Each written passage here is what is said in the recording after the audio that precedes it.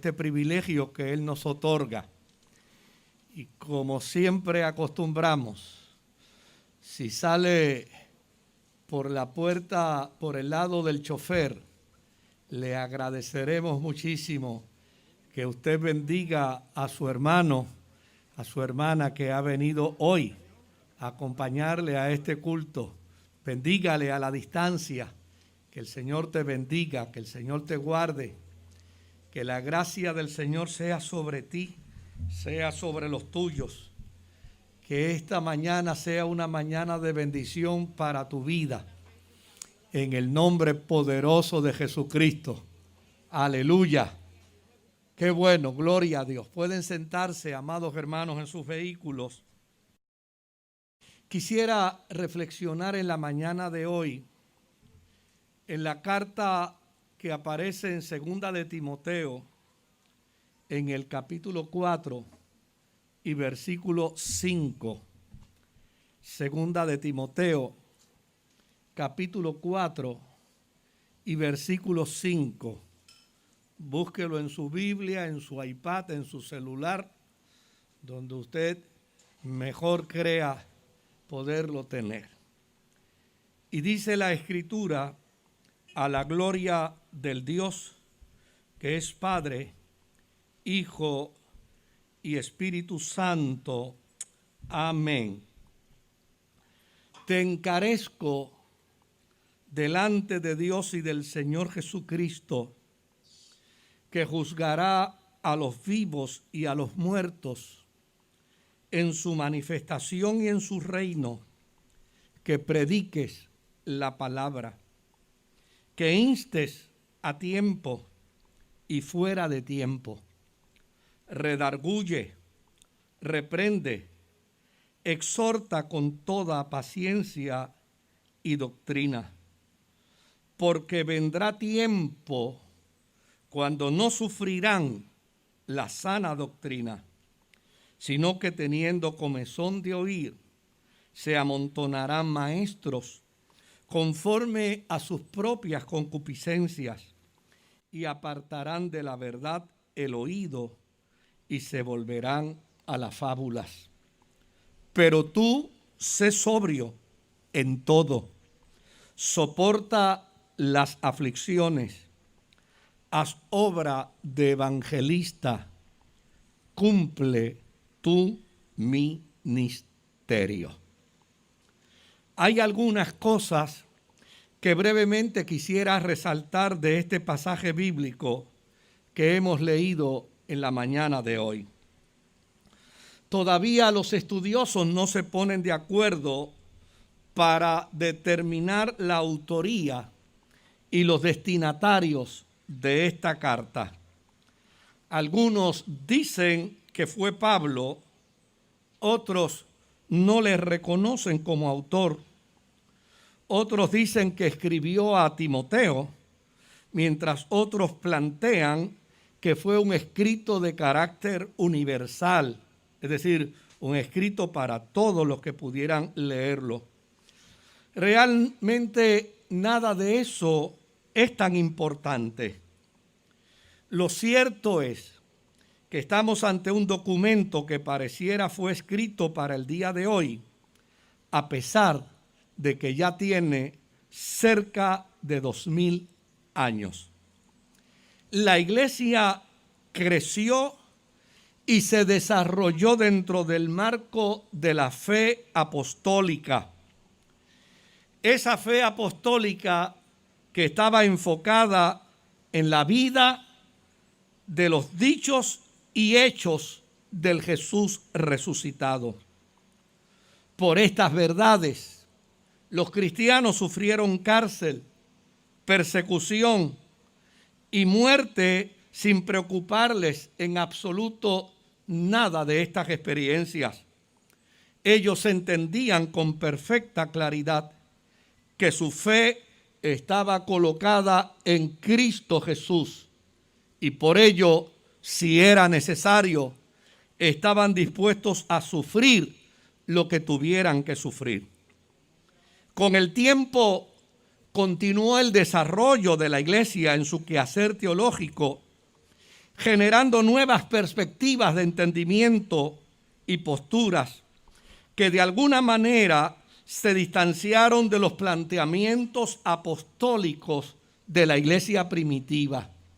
Es decir, mientras el tiempo transcurrió, la iglesia y los cristianos se fueron distanciando poco a poco de los planteamientos de la iglesia primitiva.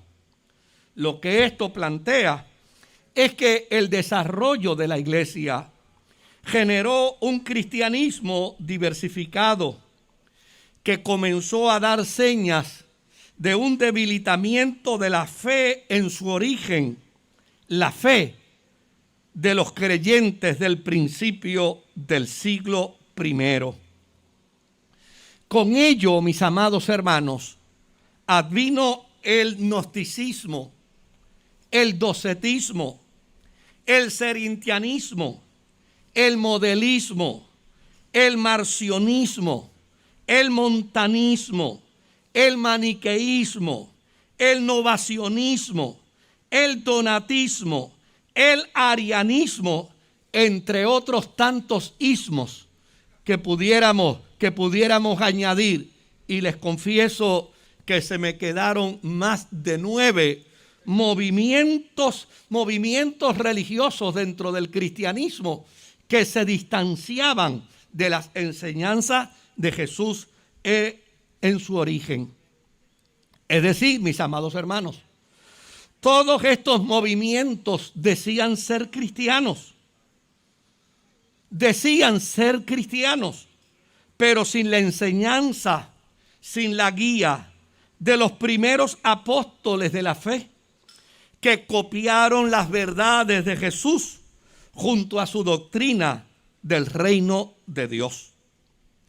El autor de la carta los describe como individuos en cuya conducta se percibían actitudes contrarias a la fe, puesto que eran amadores de sí mismos, sin afecto natural, con apariencia de piedad, pero sin evidencia de la misma, resistentes a la verdad, los cuales no querían tener compromiso con la fe apostólica y preferían distanciarse de ella para escuchar las fábulas que nada tienen que ver con la verdad.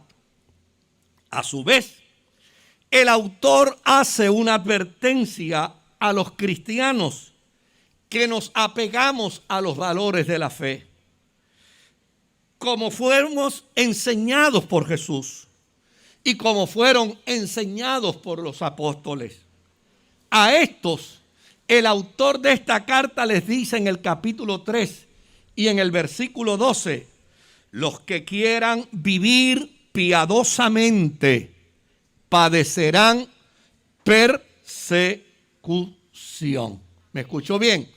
Los que quieran vivir piadosamente padecerán persecución. Alguien tal vez pudiera decirnos en la mañana de hoy, pastor, eso sucedió hace 2000 años y estamos en el siglo XXI. Por Dios, no nos vincule a una experiencia tan lejana. Permítame decirles que si en el tiempo de esta carta había grandes preocupaciones por la iglesia en medio de la sociedad donde ella interactuaba, hoy el problema es mayor. Y es mayor porque como cristianos nos hemos secularizado a tal grado que nuestras crisis no solamente vienen de afuera, sino que también nuestras crisis nos afectan desde adentro.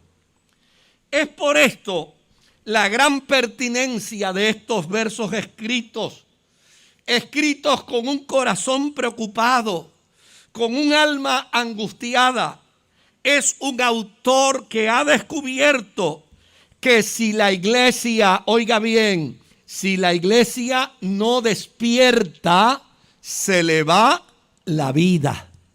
¿Me escuchó, amados hermanos?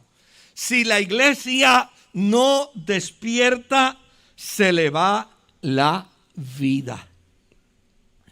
¿Qué podremos hacer hoy cuando, en adición a los males que presenta el autor de esta carta, vemos una tendencia sin límites a la formulación de una ideología llamada perspectiva de género, planteada en un lenguaje sin tolerancia a quienes discurrimos de tal ideología, al punto de acusarnos de ser criminales de odio? Es importante, mis amados hermanos, que la iglesia entienda que la mayor verdad predicada por la fe cristiana es el amor. El mayor mensaje de la iglesia, note bien que la Biblia no dice que Dios tiene amor. La Biblia no dice que Dios tiene un contenido de amor. La Biblia dice que Dios es la fuente del amor. Note bien lo que la Escritura plantea.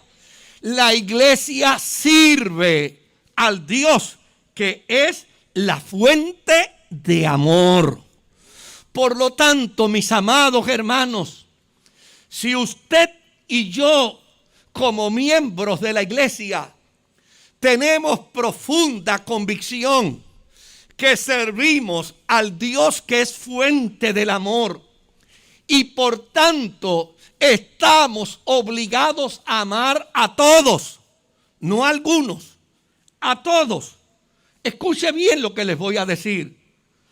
No aceptemos bajo ninguna circunstancia que nadie nos acuse de crimen de odio, porque el mismo amor que tenemos al heterosexual es el mismo amor que tenemos que tener para el homosexual.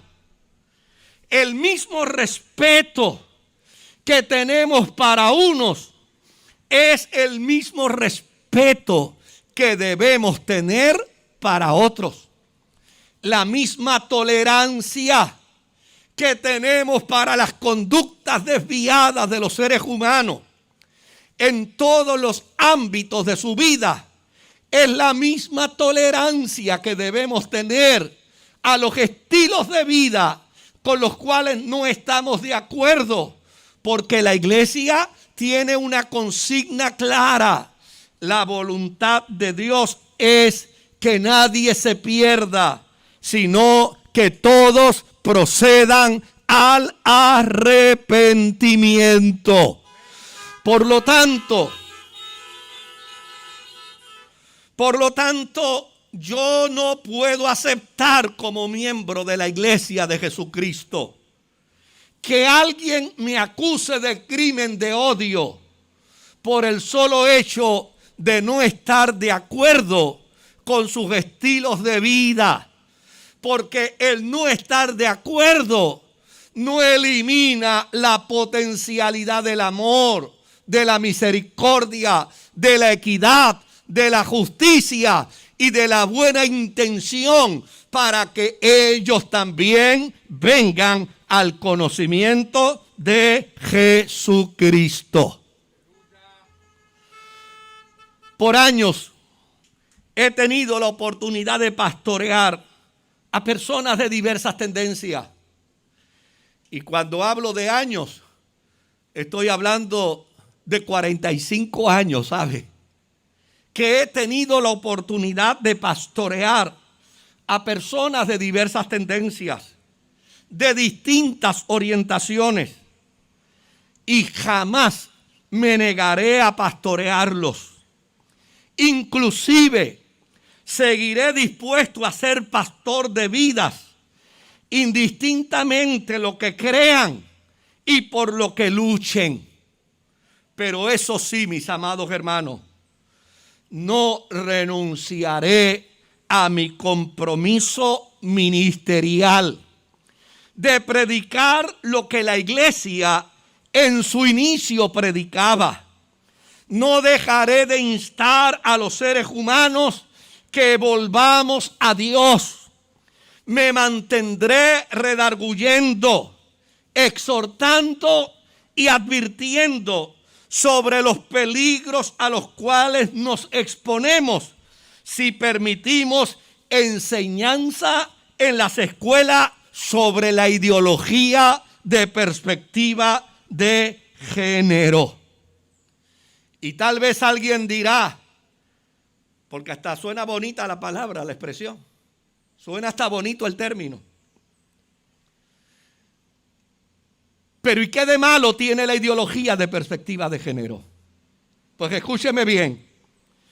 Es una ideología que quiere imponer libros desde las escuelas primarias con abundancia de información sobre sexo de todos los estilos. Piense el estilo del sexo y yo le diré, está incluido en la ideología de género. Pero ¿sabe qué es lo que sobrecoge de espanto? Que en esos libros no se habla de matrimonio, no se habla de compromiso. De lo que se habla es de amor libre, de amor por la tangente, donde al niño se le dice que cualquier tipo de experiencia sexual es como comerse un mantecado, es como rascarse la espalda cuando le pica, o es como bañarse en una piscina. Donde los cuentos que se hacen en esos libros, porque no olvide que es enseñanza desde las escuelas primarias, donde los cuentos que se hacen en esos libros es que un niño no se enamora de la princesa, de quien se enamora es del hermano de la princesa. Y como consecuencia de estar enamorado del hermano de la princesa, entra a una experiencia de depresión.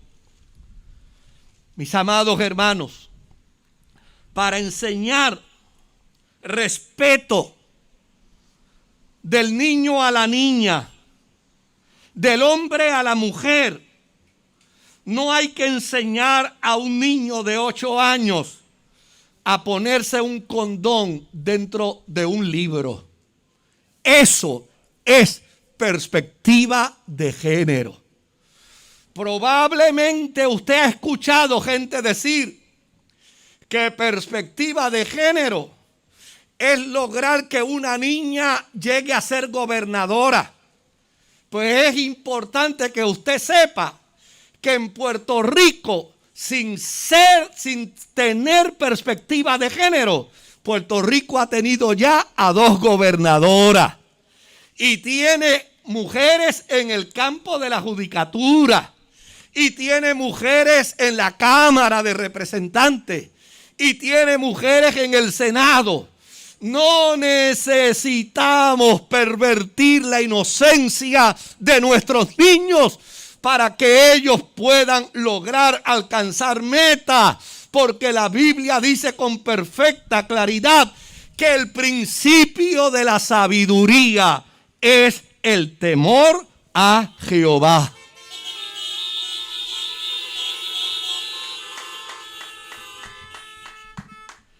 Claro que hay que enseñar respeto e igualdad entre todos los seres humanos.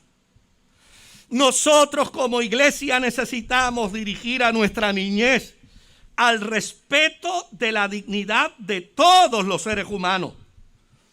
Es de todos, es de todos. Hay que aprender a respetar la vida del más viejo, como aprender a respetar la vida del niño que está en el vientre, de la niña que está en el vientre de una madre. El respeto a la vida debe ser un respeto respeto total y absoluto, desde la ancianidad hasta el niño que está y la niña que está en el vientre. Necesitamos dirigir a nuestra niñez al respeto de la dignidad de todos los seres humanos. No importa qué conducta o qué estilo de vida escojan. Pero ¿por qué caer en la trampa de la perspectiva de género cuando lo que necesitamos enseñar son valores? Y si de valores se trata, mis amados hermanos, los valores cristianos son los más puros, son los más honestos, los más amables, los de mayor virtud. Hoy parafrasearé los versos leídos de la Escritura para que veamos su pertinencia hoy. Es como si el texto nos estuviera diciendo: iglesia, te encarezco delante del Señor Jesucristo, que ha de juzgar a los vivos y a los muertos, que prediques el evangelio apostólico. Hazlo hoy, mañana y siempre. Hazlo permanentemente, pero con paciencia y sin salirte de la doctrina apostólica, porque llegará el tiempo cuando la gente querrá escuchar cualquier cosa y se preocuparán y se impresionarán por cualquier tontería. Y si no tienen fundamentos bíblicos en su fe, se apartarán para oír cualquier tipo de ignorancia. De los 45 años que llevo como pastor, más de 30 años lo he estado realizando desde el púlpito de esta iglesia. Y hasta el día de hoy, y jamás lo haré, yo no le voy a decir a nadie por qué partido político debe votar. Eso es un asunto suyo y de su conciencia. Ese es un derecho legítimo en el cual yo no me voy a meter jamás. Pero sí le voy a decir hoy, a un mes antes de las elecciones, sí les voy a decir hoy: procure que su gobernador o gobernadora, su senador o senadora, su representante, hombre o mujer, defienda los valores que su fe proclama. Eso sí es una responsabilidad cristiana.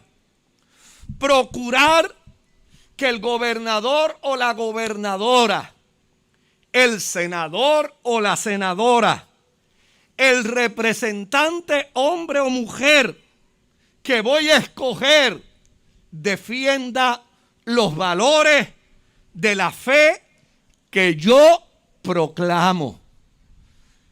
Que hay otras cosas importantes. Sí, hay muchas cosas importantes que escoger.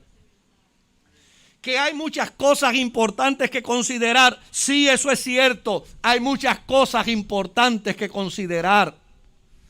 Pero cuando a un cristiano se le da a escoger entre economía, entre salud, cuando a un cristiano se le da a escoger entre administración y temor a Dios y dirigir con respeto y dirigir conforme al corazón amoroso de Dios, pesa más el servir a Dios, porque el principio de la sabiduría no es Harvard. El principio de la sabiduría no es Princeton. El principio de la sabiduría no son las universidades famosas. El principio de la sabiduría es el temor a Jehová.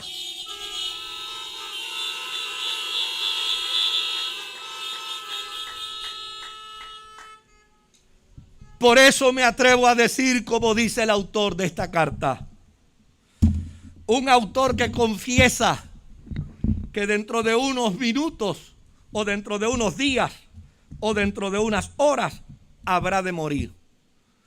Pero con valentía le dice a su al destinatario: cumple con tu ministerio, cumple con tu responsabilidad, cumple con tu tarea, pero hazlo apegándote a los valores de la fe que desde pequeño aprendiste.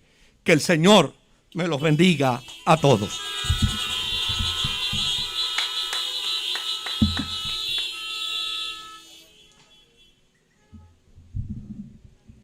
Cuando escuchamos la palabra del Señor y esta nos invita y nos desafía, la iglesia del Señor contesta amén.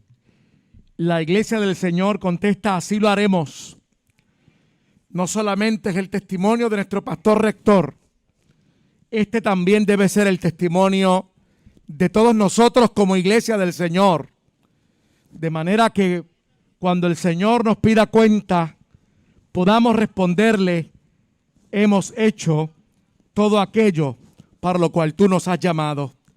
Así que, iglesia, en esta hora has estado en la casa del Señor para adorarle y bendecirle. Y ahora su palabra nos ha desafiado y nos ha hecho una invitación. Te invito para que oremos al Señor.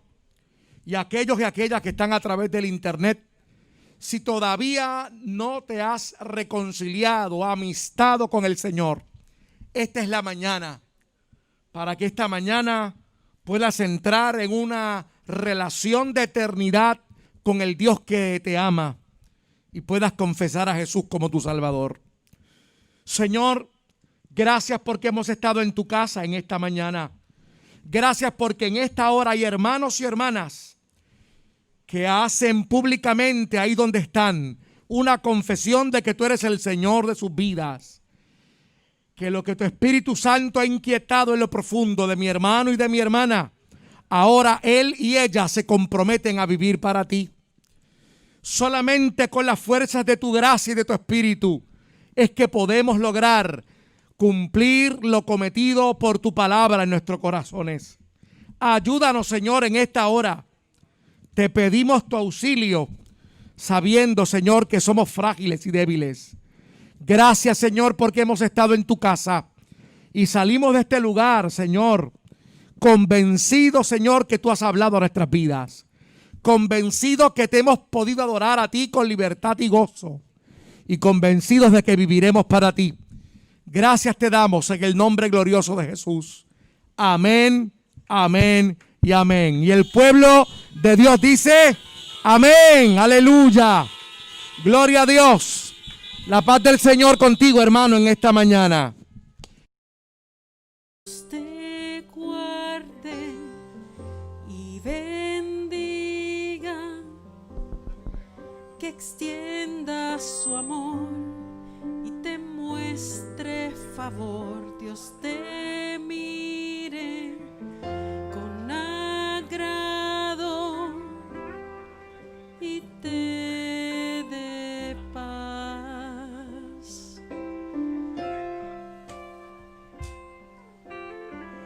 Dios te guarde y bendiga, que extienda su amor y te muestre favor. Dios te mire con agrado y te dé paz.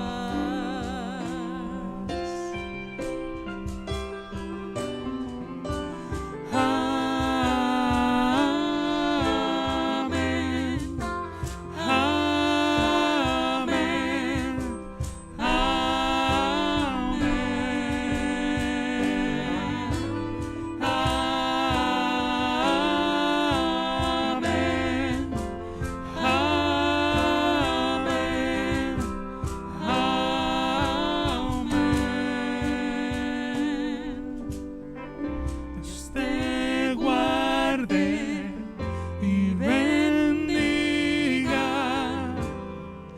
que extienda su amor y te muestre favor. Dios te mire con agrado y te dé paz.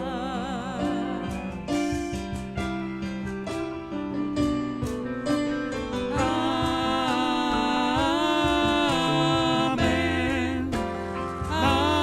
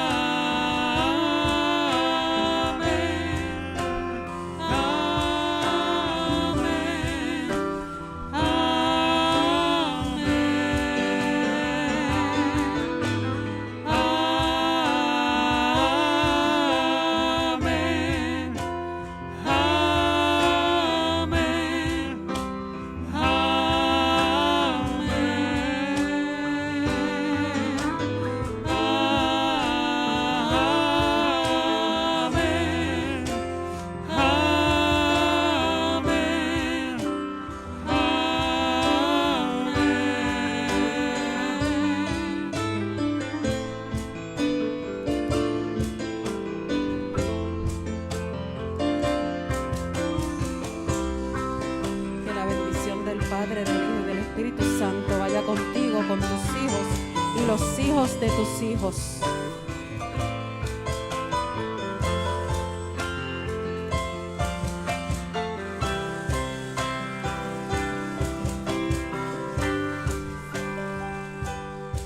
Que se cubra con su gracia hasta 1000 generaciones, tu familia y tus hijos y los hijos de tus hijos, que te cubra con su gracia hasta 1000 generaciones, tu familia y tus hijos y los hijos de tus hijos, que te cubra con su gracia hasta 1000 generaciones, tu familia y tus hijos y los hijos de tus hijos, su presencia te acompañe donde quiera que tú vayas, que te llene, te rodee, va contigo,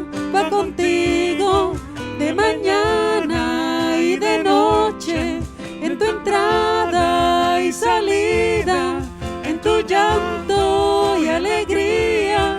Él te ama, Él te ama, Él te ama, Él te ama, Él te ama, Él te ama, Él te ama, Él te ama, Él te ama.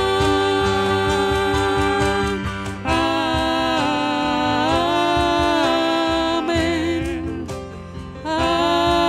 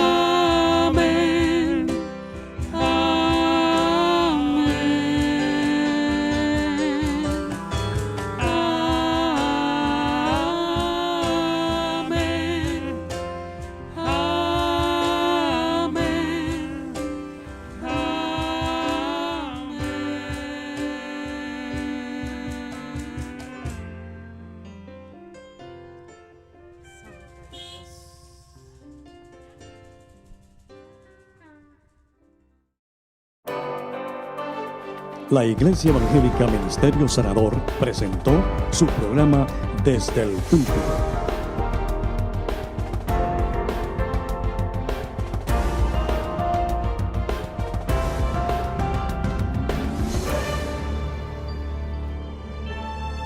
Si desea adquirir una copia de esta predicación, puede llamarnos al 787-793-1777. Que Dios les bendiga.